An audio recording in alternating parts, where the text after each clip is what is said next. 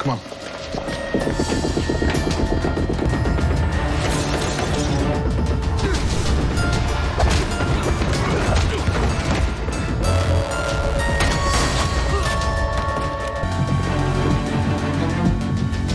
Steps in area.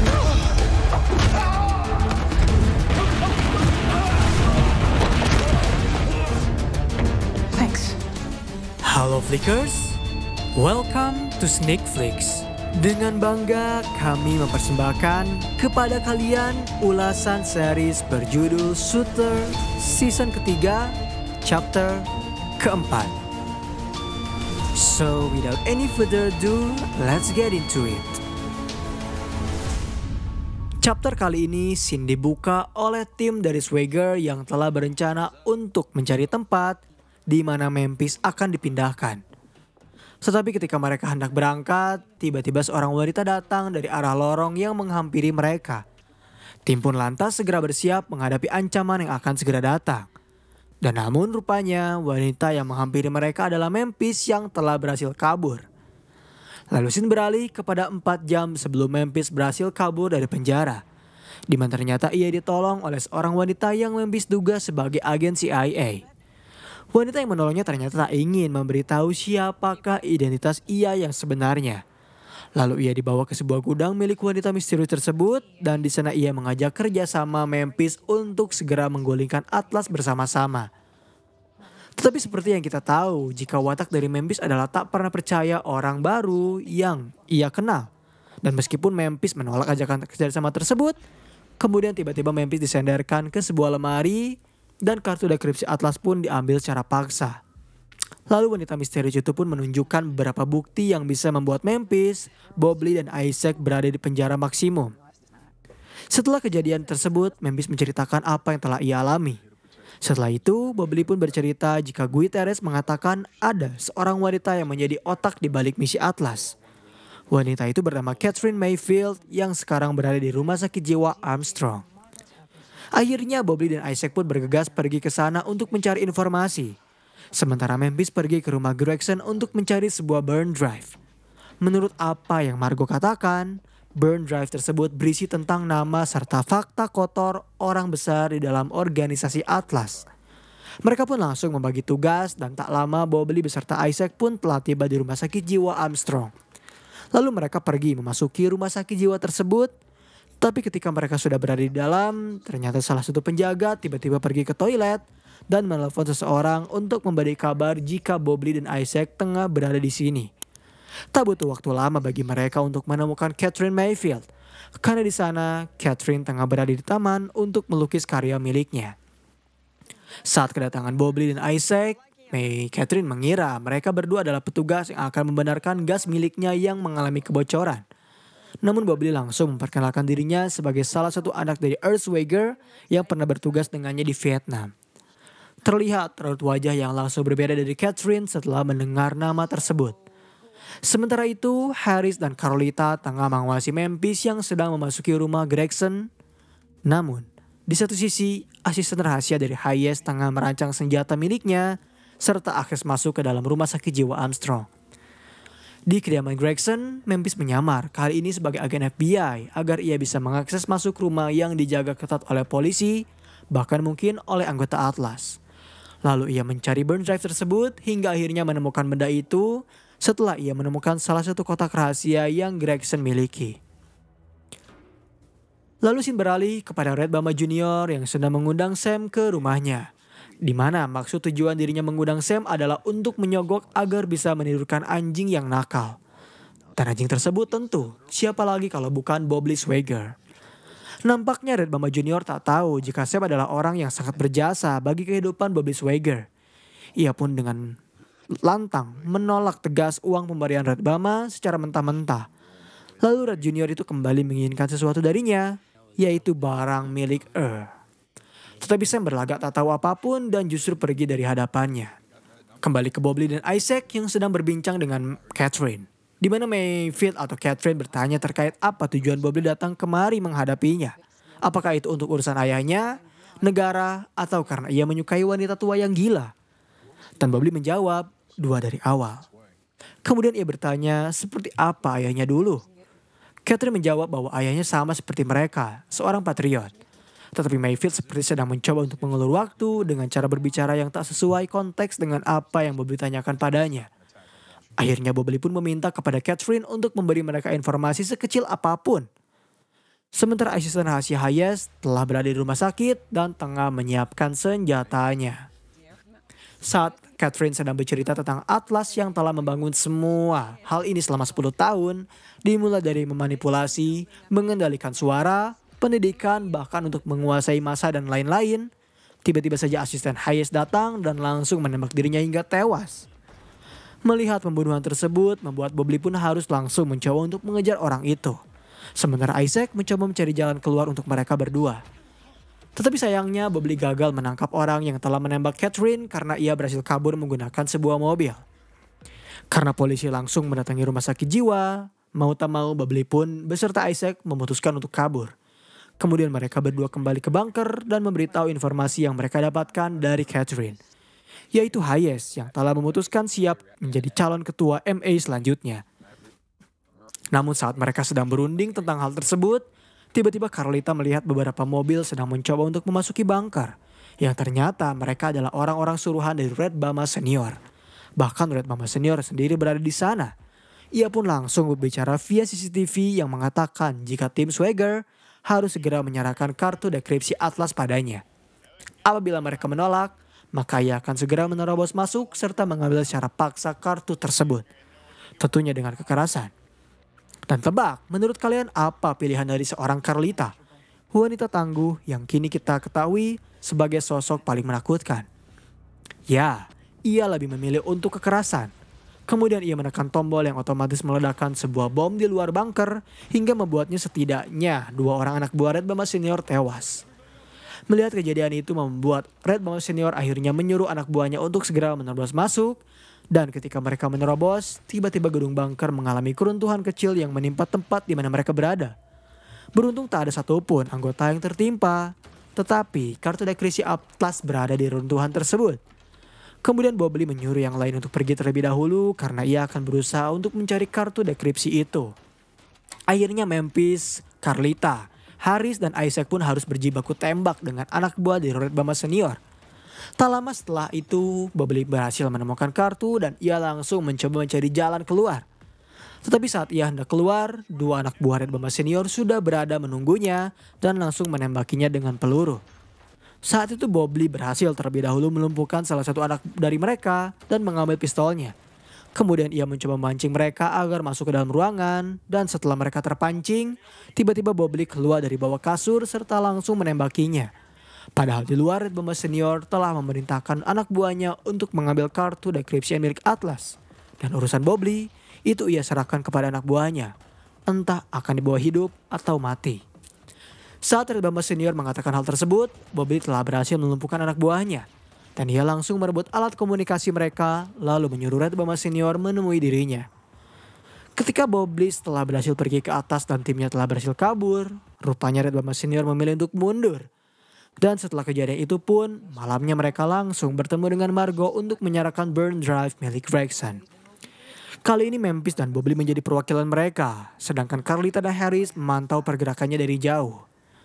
Setelah Memphis memberikan burn drive tersebut, Margo langsung mengaksesnya dan ia berhasil mengungkapkan siapa orang terbesar di Atlas. Dan orang tersebut adalah Andrew Gold yang pernah menjabat sebagai kepala staf presiden. Lalu beralih kepada Sam yang tengah merekam suaranya. Ketika ia sedang merekam, tiba-tiba saja ia mendengar suara pintunya terbuka. Dan Sam otomatis mengatakan jika dirinya telah tutup. Tetapi rupanya itu adalah Red Bama Junior yang mencoba untuk kembali merebut barang milik Earth. Namun karena Sam terus menolak, ia pun langsung dihajar habis-habisan oleh Red Bama Junior hingga tak sadarkan diri. Saking begitu parahnya tinjuan yang dilakukan oleh anak buah dari Red Bama. Beruntung saat itu Julie berhasil datang tepat waktu sebelum Red Bama Junior hendak menghabisi Sam. Ia pun langsung menolongnya dan bertengkar sedikit dengan Red Bama Junior. Tetapi justru Red Bama Junior memutuskan untuk kabur setelah kejadian itu. Dan Julie buru-buru menolong Sam serta menelpon 911 untuk meminta pertolongan agar mereka segera mengirimkan ambulans. Episode ke-8 dibuka setelah mendapatkan perawatan intensif, akhirnya kondisi Sam tak kunjung membaik. dan Bob Lee langsung justru menghampiri Julie yang sedang menjaga Sam di rumah sakit. Sesampainya di sana, Julie bercerita jika ini semua adalah ulah dari Red Bama Senior dan Junior. Mendengar nama tersebut membuat Bob Lee sangat emosi parah dan semakin tak sabar untuk menghajar anak tak berguna itu. Bob Lee pun mulai membuat rencana untuk menghampirinya dan Julie mengatakan pada Bob Lee untuk tak tertangkap kali ini. Lalu Bob Lee pun bergegas pergi ke peternakan dan mengintai pergerakan dari Red Bama Junior, di mana ia hampir bisa saja menembak langsung Red Bama Junior yang telah dibidik. Tetapi ia memutuskan untuk tak menekan pelatuk senapannya dan lebih memilih untuk menelepon Sheriff agar pergi ke peternakan Bama karena akan ada seseorang yang mati. Kemudian setelah menutup teleponnya, ia langsung memasuki peternakan Bama dan melumpuhkan seluruh pegawai yang ada di sana. Dan setelah dirinya berhasil kabur, Red Bama Junior dihabisi. Bob Lee melampiaskan amarahnya atas apa yang telah Red Bama Junior perbuat kepada Sam. Setelah mengajar Red Bama Junior, Bob Lee pun memiliki sedikit ide. Ia langsung menyalakan mesin gergaji, tulang, dan mengarahkan tangan Red Bama Junior ke arah mesin itu. Sembari bertanya, apa yang kau cari dari Sam? Dan karena tak mau tangannya terpotong, Red Bama Junior mengaku, ia ingin barang milik ayahnya. Lalu tiba-tiba saja Red Bama Senior datang sembari menembakkan senjatanya ke atas guna mengancam Bob Lee agar melepaskan anaknya dan menghentikan ancaman tersebut. Beruntung setelah kedatangan dari Red Bama Senior yang mengancam Bob Lee, tiba-tiba Sheriff Brown datang bersama anggotanya. Dan karena merasa terbantu, Red Bama Senior pun menyuruh Sheriff Brown untuk segera menangkap Bob Lee atas tuduhan pengancaman menerobos masuk perusahaan tanpa izin.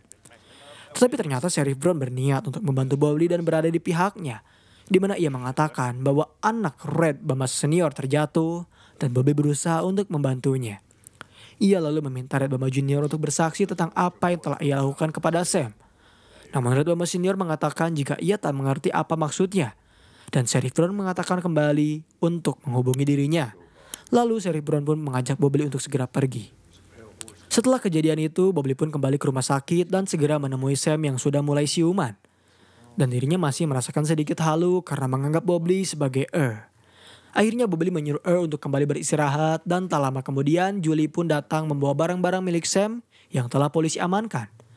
Salah satu barang milik Sam adalah sebuah recorder dan Bob Lee langsung menyalakan recorder itu. Terdengar suara dari Red Bama yang telah mengajar Sam habis-habisan. Kemudian scene beralih kepada masa lalu dari Earthswager, di mana ia sedang merekam dirinya sendiri untuk mengungkapkan fakta tentang Atlas. Semua operasi hingga apa yang akan Atlas rencanakan. Menunjukkan scene Earthswager yang sedang merancang aksi selanjutnya bersama Catherine Mayfield. Saat mereka sedang merancang rencana, tiba-tiba saja datang seorang mayor bernama Ray Brooks yang membuat Catherine pun memperkenalkan Brooks kepada Earthswager. Rencananya adalah Ray Brooks akan dimasukkan ke dalam satuan yang dipimpin oleh Earthswager untuk melakukan misi selanjutnya. Kembali ke masa kini, di mana terlihat Red Bama Senior yang membawa anaknya ke sebuah tempat bernama kampus, yang di mana tempat pelatihan khusus bagi orang yang akan menjadi anggota Atlas. Red Bama Junior tentu senang, sangat senang, karena akhirnya ia bisa diizinkan dibawa ke tempat di mana ayahnya dibesarkan. Kembali kepada Bob Lee, di mana saat kondisi Sam sudah mulai pulih, Bob Lee bertanya sesuatu tentang benda yang Red Bama Senior cari, bahkan Atlas pun hingga mencarinya. Dan Sam menjawab jika benda itu adalah sebuah bukti nyata saat ayah Bob Lee menceritakan hal-hal yang dia lihat sewaktu dirinya berada di Vietnam. Karena Earthswager ingin mengungkapkan fakta tentang apa yang ia alami waktu itu. Barulah di situ Bob Lee sadar tentang ucapan Guterres yang mengatakan jika Earthswager dibunuh karena ia ingin berusaha untuk mengungkap Atlas. Lalu saya mengatakan bahwa pengakuan ayah Bob Lee adalah bukti yang memberatkan kejahatan mereka. Di satu sisi, Red Bama Senior berbincang dengan salah satu petinggi Atlas terkait kekhawatiran mereka, persoalan Bob Lee yang sudah mengetahui bukti ayahnya. Lalu scene kembali beralih kepada Harris yang menghampiri Andrew Gold, di mana ia menunjukkan suatu berkas yang sedang ia teliti terkait suatu program yang didanai oleh dirinya. Program itu bernama Alpha Boys. Namun rupanya ancaman Harris tak berarti, karena Andrew Gold sama sekali tak takut padanya. Bahkan saat Harris membicarakan tentang Atlas, Andrew Gold justru memanggil seorang wartawan dan menyuruhnya untuk bertanya terkait semua berkas tersebut padanya nanti. Dan sementara itu, asisten rahasia Hayes tengah memantau mereka, yang beruntungnya Carlita menyadari keberadaannya. Kembali kepada Bobley yang didatangi oleh Sheriff Brown untuk berbincang. Ketika mereka sedang berbincang, otomatis Sam pun tak terkontrol. Dan salah satu perawat tiba-tiba menyuntikkan sebuah cairan kepada infus yang Sam gunakan. Saat itu, Julie berhasil mengetahuinya. Kemudian ia pun langsung menyuruh perawat itu untuk melakukan hal itu lagi. Namun ternyata tiba-tiba justru perawat itu langsung menghajar Julie dan berhasil kabur. Sementara Julie langsung mencabut infusan yang Sam gunakan guna menghentikan jalur racun yang baru saja perawat tadi suntikan kepadanya. Lalu ia langsung melaporkan kejadian itu kepada Bobley dan Bobley langsung mengejar perawat itu.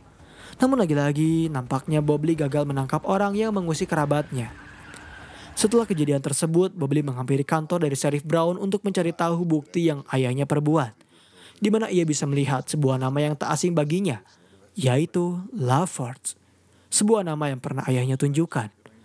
Kemudian Bobley merasa jika ayahnya mengirim pesan untuknya waktu itu.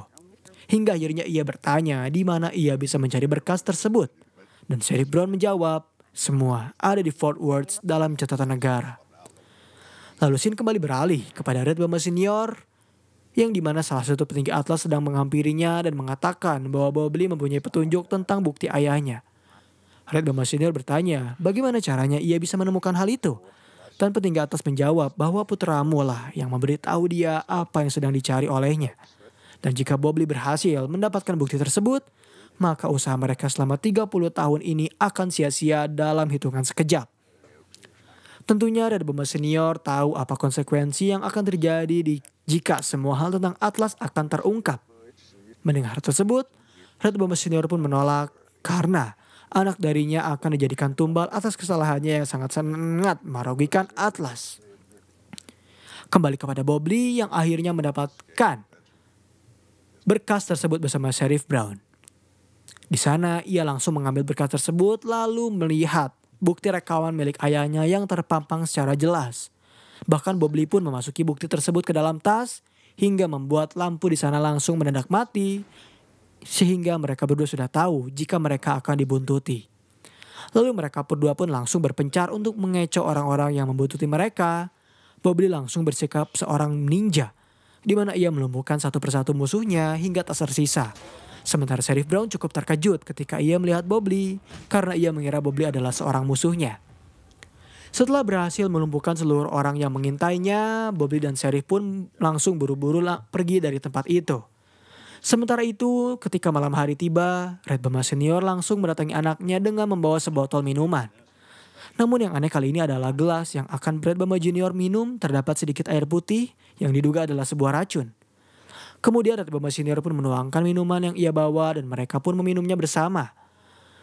Di tengah kehangatan anak dan ayahnya, Red Bama Junior mengatakan jika ia sangat senang pada akhirnya bisa bergabung bersama organisasi yang membesarkan ayahnya.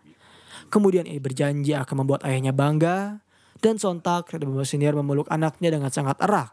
Sebagai pertanda perpisahan akan tiba di antara mereka berdua. Tak butuh waktu lama, Bobley pun langsung pergi ke rumah sakit dan melihat Sam sudah terbaring sangat lemas. Di momen tersebut, Bobley mengatakan hal yang sangat jujur sepanjang hidupnya, di mana ia sangat berterima kasih kepada jasa Sim Vincent karena telah merawat serta membesarkannya ketika ayah Bobley telah tewas. Bobley bahkan sudah menganggap Sam sebagai ayahnya sendiri dan ia berharap Sam akan bangga terhadapnya. Namun di satu sisi pula, Red Bama Senior terlihat sedang mengubur jasad anaknya yang telah tiada.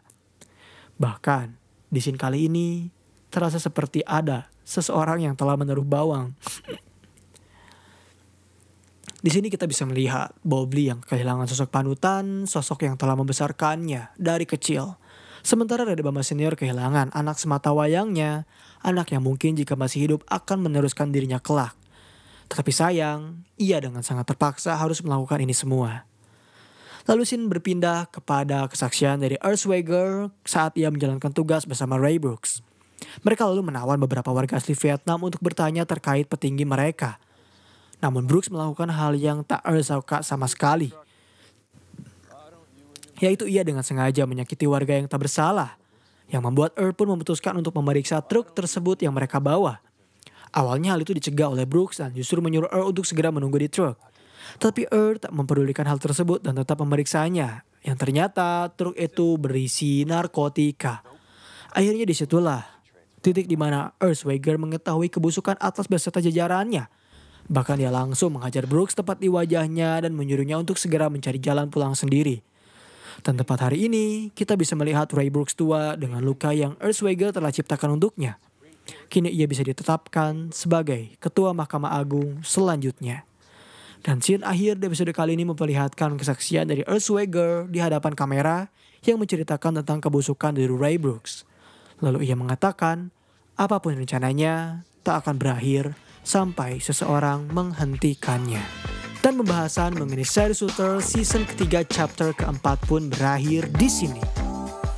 Bagaimana menurut kalian? Apakah series ini cocok untuk menemani hari Ramadan kalian?